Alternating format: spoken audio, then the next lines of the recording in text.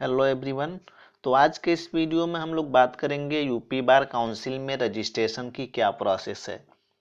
क्योंकि काफ़ी समय तक मैंने अब तक कोई वीडियो अपलोड नहीं किया है, तो इसलिए मैं सोच रहा हूं कि जो भी लेटेस्ट इन्फॉर्मेशन है यूपी बार काउंसिल से संबंधित वो मैं आपको प्रोवाइड करा दूं।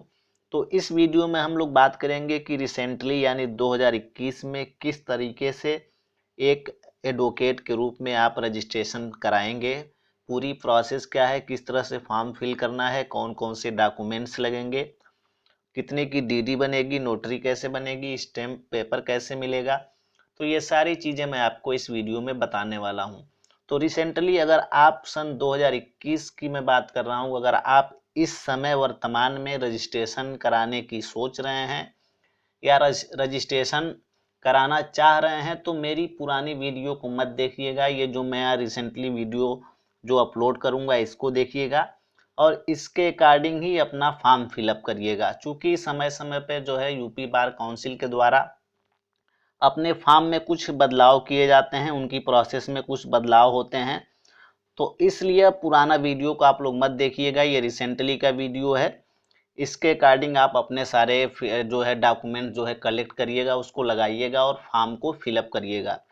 तो चलिए शुरू करते हैं और देखते हैं कि किस तरह से फॉर्म फिलअप करना है, कौन कौन से डॉक्यूमेंट्स लगेंगे। तो सबसे पहले आपको गूगल से आपको यूपी बार काउंसिल सर्च करना है। उसके बाद जैसे ही सर्च करेंगे तो सबसे पहले जो ऑप्शन आता है ऊपर उस पर क्लिक करेंगे। तो उसको क्लिक करने के बाद से यूपी बार काउंसिल की जो ऑफिशियल साइट है वो खुल जाएगी। उसके बाद से वहाँ से कोने में आप देखेंगे ऊपर के राइट हैंड साइड में डाउनलोड फॉर्म्स लिखा हुआ है, उसके नीचे आपको इस फॉर्म का लिंक दिया गया है, वहाँ से क्लिक करके इस फॉर्म को डाउनलोड कर सकते हैं। तो फॉर्म को डाउनलोड करने के बाद जब फॉर्म को ओपन करेंगे तो कुछ इस तरह से वो फॉर्म ओपन होगा। तो ये पहला पेज है, मैं आपको दिखाना चाहता हूँ। ये पहला पेज है। जब उस फॉर्म को आप खोलेंगे तो इसमें आपको करना क्या है, देखिए। सबसे पहले मैं आपको कुछ और बातें बता दूं। चूँकि मेरा चैनल अभी मोनेटाइज नहीं हुआ है, सब्सक्राइबर बहुत कम हैं, तो इसलिए अगर आप मेरे चैनल पे फर्स्ट टाइम विजिट कर रहे हैं तो चैनल को सब्सक्राइब कर लीजिए। क्योंकि मैं यूपी बार काउंसिल से संबंधित जो भी लेटेस्ट अपडेट होते हैं, जो भी नोटिफिकेशन होती है, मैं आपको बताता रहता हूँ। इसके अलावा रजिस्ट्रेशन प्रोसेस क्या है, हाई कोर्ट में किस तरह से रजिस्ट्रेशन कराएंगे, ये सारी बातें मैं आपको बताऊँगा। तो अगर आपने अभी तक मेरे चैनल को सब्सक्राइब नहीं किया है तो चैनल को सब्सक्राइब कर लीजिएगा, अपने दोस्तों में शेयर कर दीजिएगा। चूँकि चैनल मोनेटाइज न होने की वजह से और 1K यानी 1000 सब्सक्राइबर न होने की वजह से मैं बहुत सारी चीज़ें आपको लाइव आकर के नहीं बता पाता हूँ। तो मैं लाइव तभी आ पाऊँगा जब मेरे 1K सब्सक्राइबर हो जाएंगे, 1K यानी 1000 सब्सक्राइबर हो जाएंगे, उसके बाद ही मैं लाइव आ पाऊँगा। तो इसलिए आप लोग चैनल को जल्दी से जल्दी सब्सक्राइब कर लीजिएगा, 1K कर दीजिए, ताकि मैं लाइव आ करके आपसे बहुत सारी बातें कर सकूं। और बहुत सारी जो लेटेस्ट नोटिफिकेशन है जो मैं आपको इस तरह से नहीं बता पाता हूं, बहुत सारे क्वेश्चन होते हैं जो आप पूछते हैं उसको मैं नहीं बता पाता हूं, तो मैं कोशिश करूंगा कि अगर मेरे सब्सक्राइबर पूरे हो जाते हैं तो मैं लाइव आकर आपको सारी जानकारी दे सकूं। तो चलिए, अब यहाँ पे जब आप फॉर्म को ओपन करेंगे तो ये फर्स्ट पेज है। यहाँ पे देखिए, सिर्फ यहाँ पे आपको एक फ़ोटो चिपकानी है। फ़ोटो किस तरह का होगा, यहाँ पे लिखा हुआ है paste your recent passport size colour photo in coat tie. Photo जो भी होगा वो कलर होगा, कोट और टाई में होगा, और अटेस्टेड होगा मेंबर ऑफ बार काउंसिल, यानी जो भी बार काउंसिल के मेंबर होंगे या जो फर्स्ट क्लास मजिस्ट्रेट होगा उसके द्वारा ये फ़ोटो अटेस्टेड होनी चाहिए। तो एक काम ये करना है आपको। चलिए, ये आपको नहीं भरना है, ये कार्यालय की ओर से भरा जाएगा। अब नीचे आते हैं। अब देखिए, कुछ दिन इसमें जो जो छुट्टी का जो शेड्यूल है मैं आपको बता दूं, इसको ध्यान में रखते हुए आप आइएगा, जहां से भी आइएगा। देखिए यहाँ पे लिखा हुआ है नोट, कार्यालय माह के प्रत्येक मंगलवार यानी हर ट्यूसडे को ऑफिस बंद रहेगी, और सेकेंड यानी द्वितीय बुधवार को तथा राष्ट्रीय अवकाश के दिन बंद रहेगा, यानी संडे को बंद ही रहता है। उसके बाद से आपका ट्यूसडे को बंद रहेगा, और महीने के सेकेंड जो वेंसडे पड़ता है उस दिन कार्यालय बंद रहता है। तो इसको ध्यान में रख करके आप जब भी आइएगा फॉर्म जमा करने तो इस डेट को, इस दिन को ध्यान में रखिएगा। चलिए आगे बात करते हैं।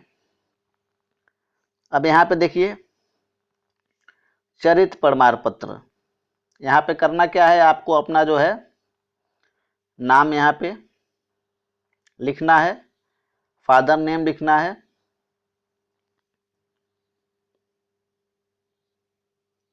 और यहाँ पे जो है हस्ताक्षर करना है, पूरा नाम लिखना है, अधिवक्ता पंजीकरण संख्या लिखना है। ठीक है, उसके बाद से अपना पूरा पता लिखना है। तो देखिए यहाँ पे जो चरित्र प्रमाण पत्र बनेगा वो किसके द्वारा बनेगा, character certificate to be attested by honourable member bar council और an advocate on the roll of bar council of UP for more than 10 year. यानी या तो बार काउंसिल के मेंबर से ये अटेस्ट होगा या फिर ऐसे एडवोकेट जो 10 साल से या उससे अधिक समय से जो है इनरोल्ड हैं बार काउंसिल ऑफ उत्तर प्रदेश में। ठीक है, तो इनको आपको ध्यान में रखना है कि किससे इसको अटेस्ट कराना है। तो ये चरित्र प्रमाण पत्र आपका हो गया। अब नेक्स्ट बात करते हैं, यहाँ पे ये कार्यालय द्वारा भरा जाएगा। नीचे आइए, अब देखिए यहाँ पे एक और फोटो आपको लगानी है। सेम वही जिस तरह मैंने आपको ऊपर बताया, सेम उसी तरह का फोटो लगेगा और वही जो अधिकारी होंगे वो इसको अटेस्ट करेंगे। यहाँ पे अपना नाम लिखना है, फादर नेम लिखना है, डेट ऑफ बर्थ लिखना है। उसके बाद से यहाँ पे आपको सेक्स लिखना है। उसके बाद से आपको कैटेगरी लिखनी है। उसके बाद से आपको यहाँ पे रेसिडेंट लिखना है, परमानेंट एड्रेस लिखना है, मोबाइल नंबर लिखना है, पिन लिखना है, लोकल एड्रेस लिखना है। अब नेक्स्ट बात करते हैं, अब आप प्रैक्टिस कहाँ करना चाहते हैं, डिस्ट्रिक्ट कोर्ट में। उसका जो है डिस्ट्रिक्ट का नाम लिखना है, डिस्ट्रिक्ट हेडक्वार्टर का, और नेम ऑफ सबऑर्डिनेट कोर्ट का भी नाम लिखना है और यहाँ तहसील का भी नाम लिखना है। तो ये सारी चीज़ें आपको फिल करनी है। अब यहाँ पे देखिए एजुकेशनल क्वालिफिकेशन आपको फिल करना है। तो हाई स्कूल है, इंटर है, बीए बीएससी बीकॉम जो भी किए हों, एलएलबी है, और इसके अलावा कोई भी डिग्री है तो इसको यहाँ पे मेंशन कर सकते हैं। कहाँ से किए हैं, किस बोर्ड से किए हैं, किस यूनिवर्सिटी से किए हैं, नाम क्या है, सेशन क्या रहा है, पासिंग ईयर क्या रहा है, प्राइवेट थे या रेगुलर थे, ड्यूरेशन कितना था कोर्स का, 2 साल का था, 3 साल का था, और कितना % जो है आप मार्क्स जो है पाए थे। यहाँ पे आपको ये सारी डिटेल भरनी है। चलिए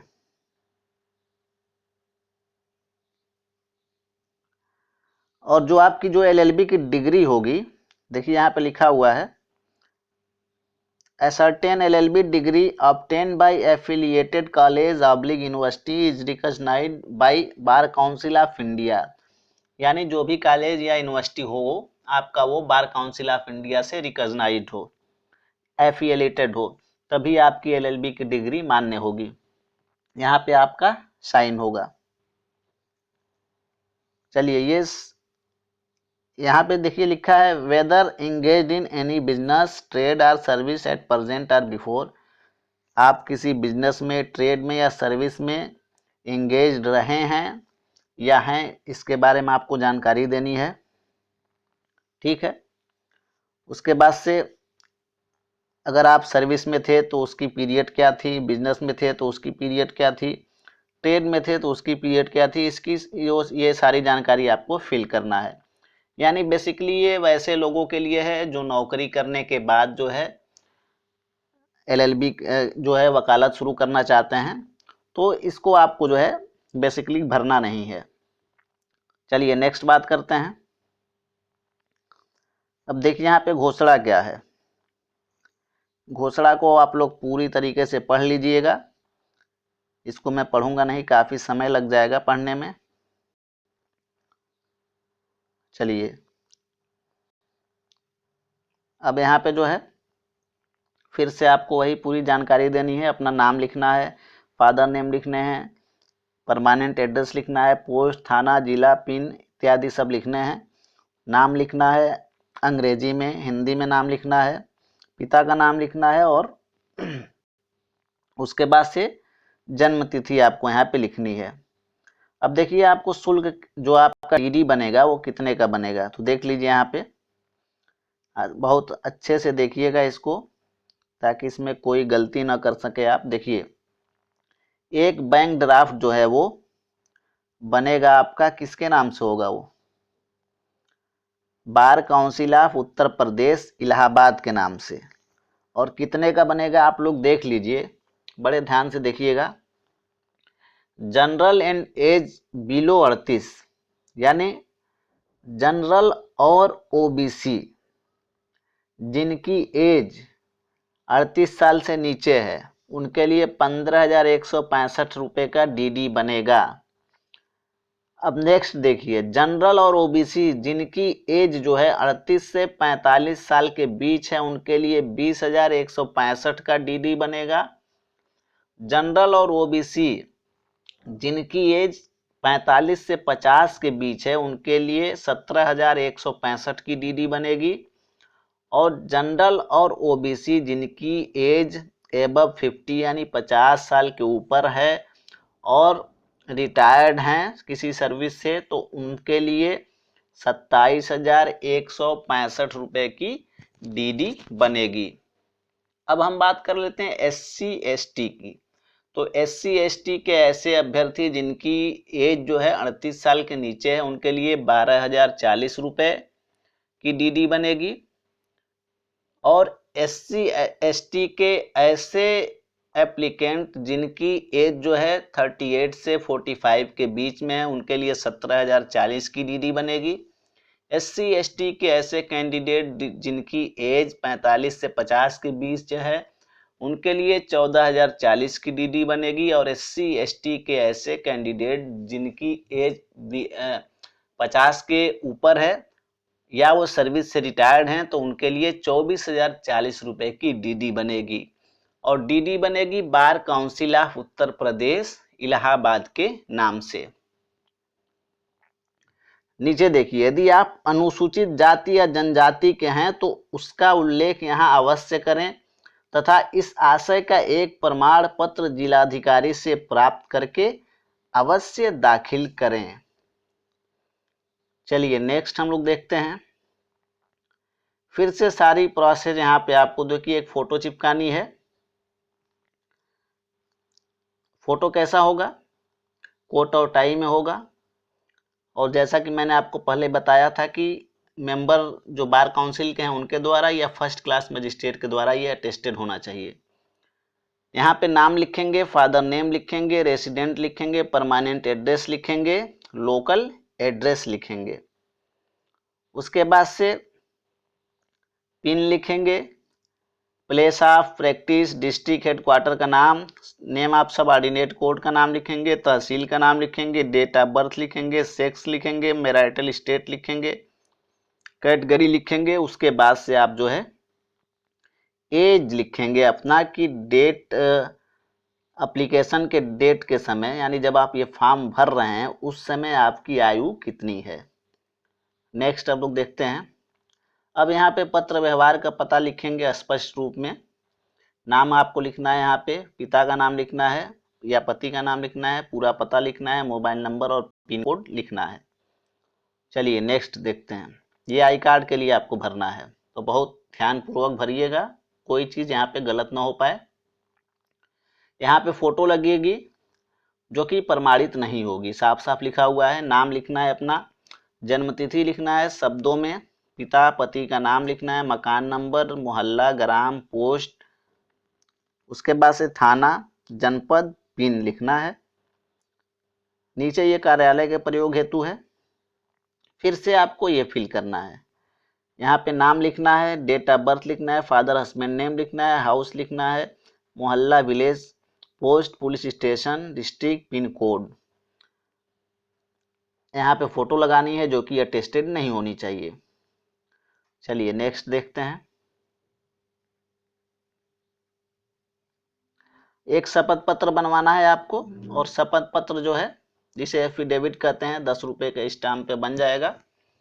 आपको कुछ करना नहीं, आपको सिर्फ कचहरी जाना है और वहाँ पे जाकर किसी वकील से बोलना है कि हमें जो है बार काउंसिल में रजिस्ट्रेशन करानी है, एक शपथ पत्र हमें बना दीजिए, एफिडेविट बना दीजिए। तो वो बिना कुछ कहे आपको सारी चीज़ें बना करके एफिडेविट पर वो दे देगा। तो एफिडेविट इसी तरह का होता है जो यहाँ पे लिखा हुआ है, सेम इसी तरह से लिखा रहता है। उस पर भी आपका नाम रहेगा, फादर नेम रहेगा, उम्र रहेगा, कितनी उम्र है आपकी, निवासी कहाँ के हैं, शपथ उसमें उस एफिडेविट में यही लिखा रहता है जो यहाँ पे लिखा गया है कि मैं जन्म से भारतीय हूँ, जन्म तिथि मेरी इतनी है। ये सारी चीज़ें जो यहाँ पे लिखी हुई है ये सब उस एफिडेविट में लिखा होता है। इसके अलावा एक चीज़ और मैं आपको बताना चाहूँगा कि अगर आपके एजुकेशन क्वालिफिकेशन में जो है अगर गैपिंग है, ईयर गैप है, तो उसके लिए भी आप एफिडेविट बनवा लीजिएगा।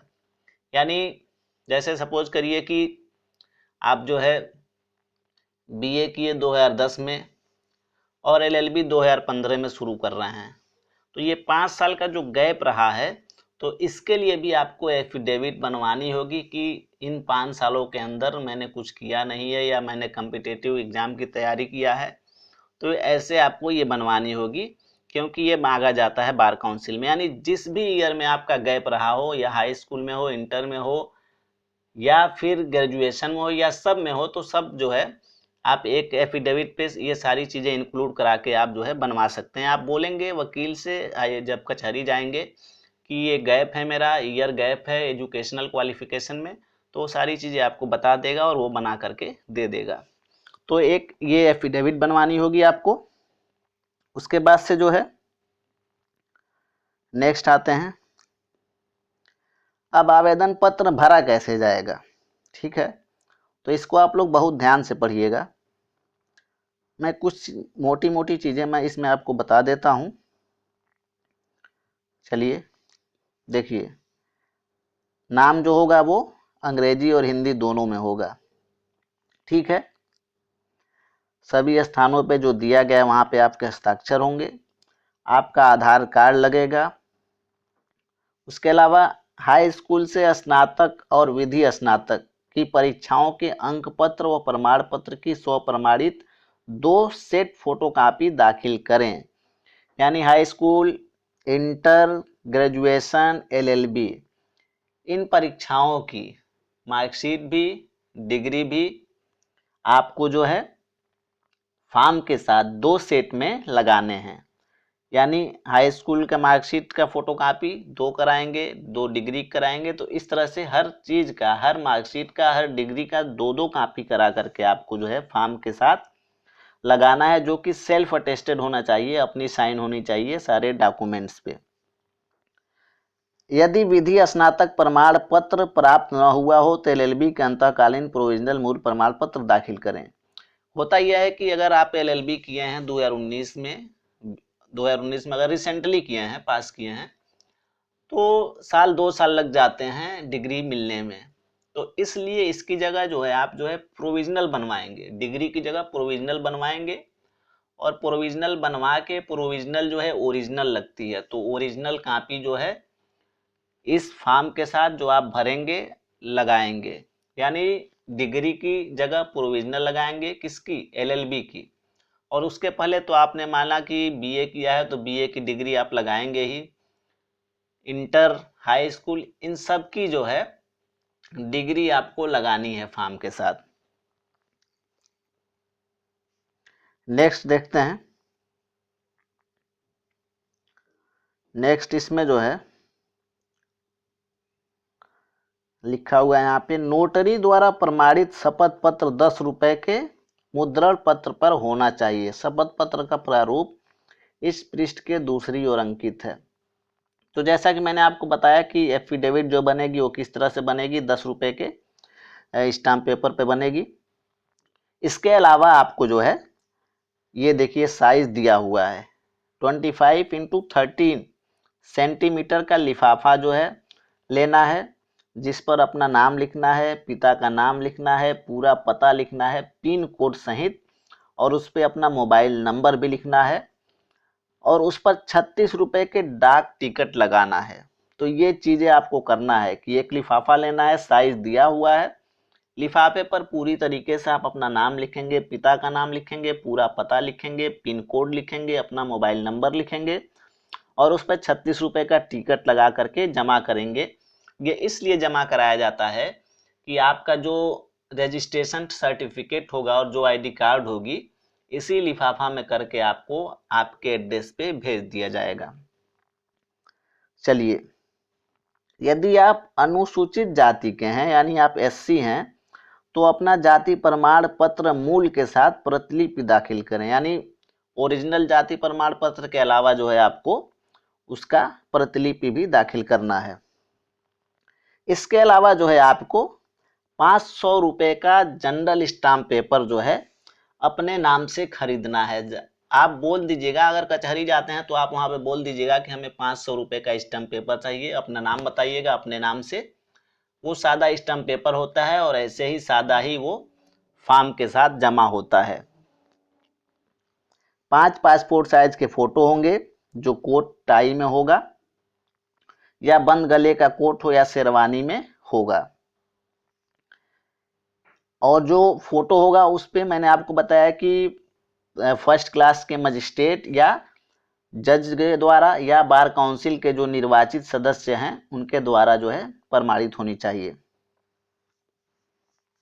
चरित्र प्रमाण पत्र के बारे में देख लीजिए।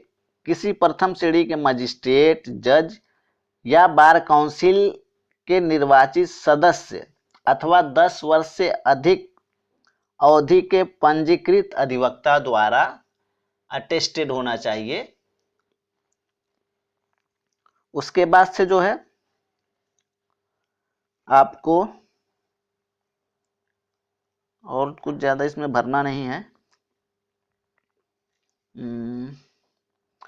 देखिए, अब यहाँ पे जो है माह के प्रत्येक मंगलवार और द्वितीय बुधवार तथा राजकीय अवकाश के दिन कार्यालय बंद रहेगा। कृपया बैंक ड्राफ्ट के पीछे अपना नाम व पता अवश्य लिखें तथा बैंक ड्राफ्ट और 500 का जर्नल स्टाम्प पेपर की फोटो कॉपी अवश्य लगाएं। तो देखिए, इस काम को आप लोग स्पेशली कर लीजिएगा कि जो भी बैंक ड्राफ्ट बनवाएंगे आप उसके पीछे अपना नाम लिखिएगा, पता लिखिएगा और बैंक ड्राफ्ट और 500 रुपये का जो जनरल स्टाम्प पेपर अपने नाम से खरीदेंगे उसका एक एक फोटो कॉपी करा करके भी लगाना है आपको फॉर्म के साथ। और जो भी डॉक्यूमेंट्स आप लगाएंगे, ये मैं अपना सजेशन दे रहा हूँ कि जो भी डॉक्यूमेंट्स आप लगाएंगे इस फॉर्म के साथ उसका एक सेट अपने पास जरूर रखिएगा रिकॉर्ड के तौर पे। बाय द वे हो सकता है कहीं कुछ गायब हो जाए तो आपके पास रिकॉर्ड है कि मैंने ये सारी चीज़ें आपको भेजी थी, कैसे गायब हुआ है उसकी रिस्पांसिबिलिटी जो है उनकी होगी। तो इसलिए आप जो है जो भी डॉक्यूमेंट्स है, जो भी यहाँ पे आप डीडी बनवाएंगे, जो भी स्टाम्प पेपर खरीदेंगे, जो भी आप एफिडेविट बनवाएंगे, यानी जो भी डॉक्यूमेंट्स आप लगा रहे हैं उसकी एक सेट, एक कॉपी अपने पास रिकॉर्ड के तौर पे जरूर रखिएगा। तो इस तरह से आप रजिस्ट्रेशन करा सकते हैं। अगर आपको फॉर्म भरने में कोई और दिक्कत आती है, कुछ समझ में नहीं आता है तो आप कमेंट करिएगा, मैं रिप्लाई देने की कोशिश करूंगा। बाकी जो भी प्रोसेस है पूरी तरीके से क्लियर दे दिया गया है, फॉर्म में साफ साफ लिख दिया गया है, समझा दिया गया है, उसी के अकॉर्डिंग जो है आपको फॉर्म को फिलअप करना है। बाकी जो भी दिक्कत आएगी आप मुझे कमेंट करके बताइएगा, मैं कोशिश करूंगा मैं आपको बताने की, रिप्लाई करने की।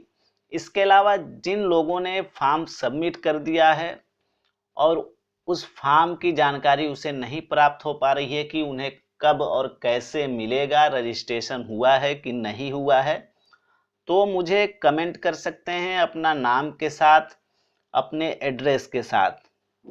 तो जिनको भी दिक्कत है वो कमेंट करें कि मैंने रजिस्ट्रेशन फॉर्म सबमिट कर दिया है, रजिस्ट्रेशन हुआ है कि नहीं हुआ है। तो ये सारी चीज़ें मैं कोशिश करूँगा कि आपको बता सकूँ कि आपकी रजिस्ट्रेशन हो गया है या अभी नहीं हुआ है। तो दोस्तों, चैनल को सब्सक्राइब कर लीजिएगा। मिलते हैं नेक्स्ट वीडियो में। धन्यवाद।